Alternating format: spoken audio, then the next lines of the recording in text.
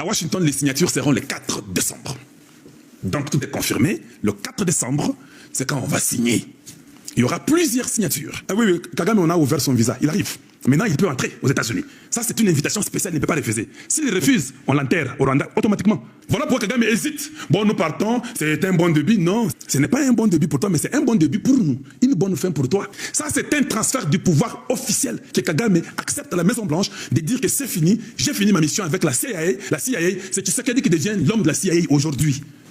Allez-y dire au M23 et au AFC de Nanga, tous qui sont les acolytes de Kagame, dites-leur, officiellement le 4 décembre, les États-Unis s'engagent à un partenariat avec le Congo démocratique, officiellement. Hey! Allez-y demander l'histoire. L'histoire vous retiendra, ou bien l'histoire vous dira que quand les Américains s'engagent avec une nation, même les terroristes de cette nation ne tiennent pas debout. Voilà mon émission d'aujourd'hui. Quand les Américains s'engagent avec vous, je peux vous les garantir. Les Américains s'étaient engagés avec le Rwanda, non? 30 ans. Tokemba. Les mêmes Américains étaient engagés avec le Congo. 32 ans de Mobutu. Tokemba paix. Mobutu a pris ça pour lui. Donc si Tshisekedi est mauvais, Tshisekedi peut, après avoir signé, devenir un petit prince, un petit roi du Congo. Il peut faire toutes les bêtises qu'il veut. Il est sous l'ombrelle des Américains. Mais je sais qu'il ne fera pas ça. Maintenant, Mathieu Komi Chitoko Makasi. Kagame a dit quelque chose d'essentiel. Azolo Bakeno, Makamboya Congo, avec le Rwanda, il n'y a rien dedans. Et puis je dis, ah, pourquoi il dit ça?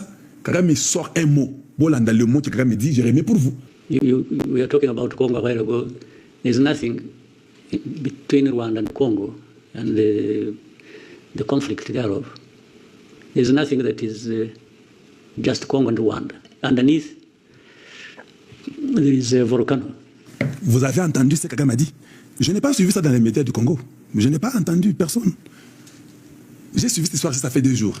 Je dis, ah, Nazara Bongo, parce que moi j'aime étudier les gens. Quand vous les regardez, Kagame est en train de se justifier. Il dit non, il n'y a pas un problème seulement entre le Congo et le Rwanda. Il reconnaît que c'est vrai, c'est le Rwanda qui est impliqué dans le problème dans le Congo. Mais Zoloba, il n'y a pas seulement un problème entre le Congo et le Rwanda. Si vous regardez en dessous de cela, il y a un volcan. Moi je dis, tu penses qu'il a dit ça gratuitement? C'est ça la réalité. Il y a un volcan. Et ces volcans-là, ce sont des Français, ce sont les Allemands, ce sont les Belges, ce sont les gens qui font que ces histoires ici continuent. Notre seule chance était sur Donald Trump. N'oubliez pas que même les États-Unis étaient aussi sous les volcans. Et on avait Biden. Tous ces gens-là étaient les volcans, que Kagame dit qu'en dessous, il y avait un volcan. Mais c'est arrivé par un miracle divin que Dieu a touché Donald Trump.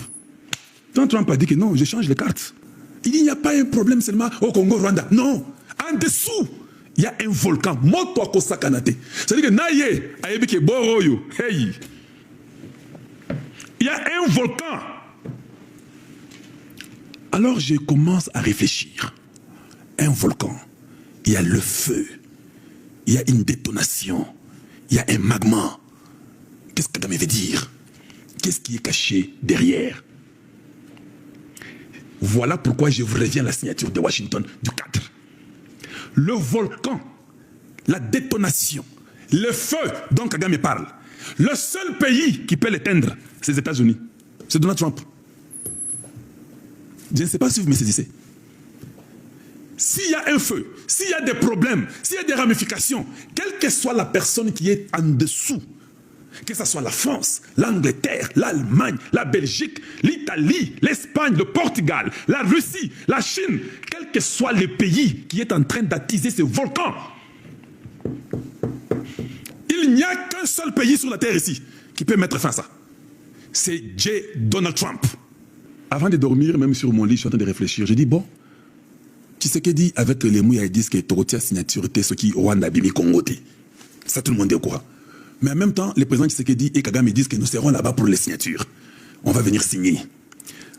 Alors, en train de réfléchir, de lire des messages sur les X, je vois un peu les raisonnements des gens.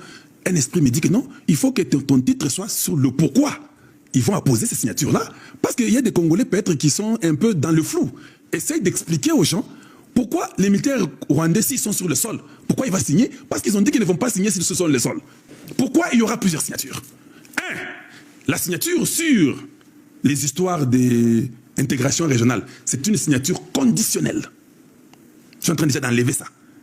L'intégration régionale se fera quand il y aura le respect des frontières des gens, l'intangibilité, et qu'il y aura la paix, et que tout sera remis en ordre. C'est quand il y aura l'intégration régionale. Et c'est là, ce n'est pas aujourd'hui, c'est dans 5, 7, 8 ans. Or, Kagame, dans son discours, il a dit que je commence à vieillir. Il a dit ça. Il a 68 ans. Dans 8 ans, il aura 76 ans. Vous croyez que l'intégration régionale va revenir?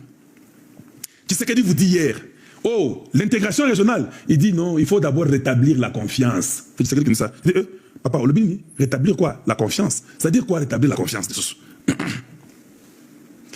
Je me rendrai à Washington pour entériner l'accord signé avec le Rwanda sous l'égide des États-Unis et qui a déjà été rendu public en toute transparence. C'est ce que je veux dire. Hein? Il n'y a pas de mensonges à mentir aux gens, manipuler, tout ça, comme les Rwandais aiment faire ça avec leurs Lukutaba médias. Ils sont dessus, je vous dis, le Rwanda est dépassé, ils ne peuvent plus s'en sortir. Tout ce que vous voyez dans les médias là, parce que les gens sont payés. Les gens comme les Steve Wemby sont payés, les Perrault sont payés, ils doivent faire les médias, ils doivent, parce qu'on vous paye, non? Vous devez faire quelque chose. C'est quoi ça, ce qu'on est. Et là-bas, il dit, mais ne vous laissez pas berner. Et il dit d'abord entériner. Et puis il vient dire, mais ne vous laissez pas berner. Est-ce que les Rwandais écoutent tous ces mots ici, comprennent ça? On ne fera ni brassage, ni mixage. Alors bien, go. Ne vous laissez pas tromper. Qu'on ne vous emballe pas. Qu'on ne vous dérange pas, qu'on ne vous embrouille pas. Ne vous laissez pas berner dans les bêtises. Il n'y aura ni brassage, ni mixage. Je peux aller signer à Washington. Mais ce que je signe là, je sais ce que je vais signer. Je sais qu'il y a des conditions qui sont données. C'est-à-dire que pour ce qui est de l'intégration régionale, Boye Bakutu Yango, ils doivent quitter les territoires. S'ils ne quittent pas les territoires, ça ne va rien faire. Pour ce qui est des commerces et consorts, c'est là, ça arrivera quand il y a la paix et le respect. Et rétablir la confiance. 10 ans. Kagame aura 78 ans. Donc la signature sur l'accord, l'intégration régionale, ça sera une signature conditionnelle. L'intégration régionale, c'est tout ce que j'ai désiré dès mon accession au pouvoir. Mais ils nous ont poignardé dans le dos en 2022. Le respect des accords implique le respect de la souveraineté et de notre pays. Le retrait des troupes rwandaises, les territoires congolais et le rétablissement de la confiance mutuelle. On ne fait pas de commerce régional sans paix ni confiance rétablie. Tu veux gagner? Donc, même si Tshisekedi parle les signes, il sait que tout ceci ne se fera pas sans la souveraineté de notre nation, notre pays, les retrait des troupes rwandaises. Je sais qu'on a arrêté quelques Rwandais qui étaient venus au Congo sous l'égide des Kenyans, 21 personnes, 19 hommes et 2 femmes. Je suis au courant de l'histoire, je suis de près, je suis en train de vérifier. Et on veut même faire obstacle. Les gens là sont venus au nom de l'église. Il faut qu'on remplace Tshisekedi dans l'église. Vous travaillez dans l'administration de Tshisekedi. Nous vous connaissons. Que vous soyez à Kinshasa, que vous soyez à Washington, nous vous connaissons. Vous travaillez dans l'administration de Tshisekedi. Et vous dites publiquement aux gens que vous savez, Tshisekedi, en tout cas, nous trouvons que ça ne va pas, il faut qu'on change. Aujourd'hui, il faut qu'on change Tshisekedi. Et Tshisekedi t'a nommé. Hey, priez Dieu. Les jours que je serai avec Tshisekedi à 2, je lui demanderai excellence, chassez tout le monde. Ça, c'est moi et vous, votre frère. Je vais lui dire des choses. Ça, je vous l'ai dit. Et je citerai vos noms. 2 tiers des ministres ont les ramifications avec le Rwanda. Oui, je l'ai dit. Vous pensez que les gens ne savent pas? Nous le savons. 2 tiers des ministres du gouvernement congolais ont des ramifications avec le Rwanda. Je dis bien 2 tiers. Même ceux-là que vous ne pensez pas, ils ont des ramifications avec le Rwanda. 2 tiers, je le dis, publiquement. Vous pensez que c'est des hasards? Je vous pose la question. Qui a recommandé ces gens-là? Qui donne les listes des ministres chez Tshisekedi? Voilà pourquoi j'insiste. Et dans l'armée, on a besoin de tout refonder. Même ceux qui recommandent, nous devons savoir pourquoi ils recommandent ces gens-là. Toutes ces personnes qui recommandent doivent être tous changées. Il faut laisser la main libre à Tshisekedi. C'est lui qui a été choisi de Dieu, c'est lui qui doit prendre les gens selon lui. Il pose les questions, il investigue. Il faut vraiment faire des interviews approfondies. Un ministère de 10 à 12 personnes, ça nous suffit. Je vous le répète.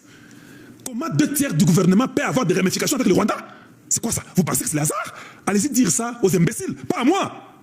Maintenant, la signature la plus importante, c'est pourquoi je parle là-bas à Washington. Je ne parle pas pour la signature de l'intégration régionale. Je ne parle même pas pour la signature que le Rwanda va aussi signer. En dehors de l'intégration régionale, il y a une autre signature qui est la signature de paix entre Congo et Rwanda. Je sais que le Rwanda ne va pas respecter cette signature-là. C'est là que nous allons la signer. Vous me comprenez bien? Je chute déjà. On va signer la signature de la paix, l'accord de paix entre Congo et Rwanda. Toyebi qui va respecter en côté, mais nous allons signer ça. C'est un piège que nous voulons signer ça pour qu'on dise que voilà, ils n'ont pas respecté. Et les Américains seront témoins. Et Ruto, qui est complice, qui fait passer les armes par chez lui, sera témoin. C'est-à-dire que Ruto, en d'autres termes, on veut seulement dire à Ruto, tu ne peux plus faire passer les armes qui vont au Soudan et au Congo, qui ne vont pas passer par chez toi. C'est pourquoi nous te prenons à témoin. Si tu fais passer ces armes-là prochainement, beaucoup il y a Kenya aussi là. Moi, je vais à Washington pour la signature de l'accord Congo-États-Unis.